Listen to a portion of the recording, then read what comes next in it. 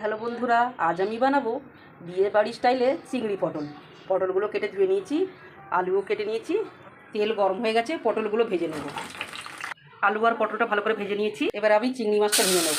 চিংড়ি মাছটা ভালো করে ভেজে নিয়েছি। কড়াই তেল আছে, গোটা গরম মশলা, শুকনো লঙ্কা, তেজপাতা ফোড়নে দিয়ে দেবো পেঁয়াজ কুচি। পেঁয়াজগুলো হালকা ভেজে নিয়েছি, এবার টমেটো কুচি দিয়ে দিলাম, দেবো স্বাদ মতো নুন। এবারে দিয়ে দেবো রসুন বাটা, এবারে দিয়ে দেবো আদা বাটা। সব একসাথে মশলা দিয়ে দিলাম, অল্প একটু জল দিয়ে কষাবো। ভালো করে কষিয়ে নিয়েছি, এবারে আলু আর পটলটা দিয়ে দিলাম।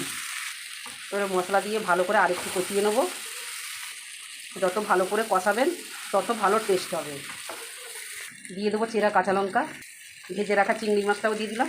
ভালো করে কষিয়ে নিয়েছি, এবারে জল দিয়ে দেবো। অল্প একটু চিনি দিয়ে দিলাম।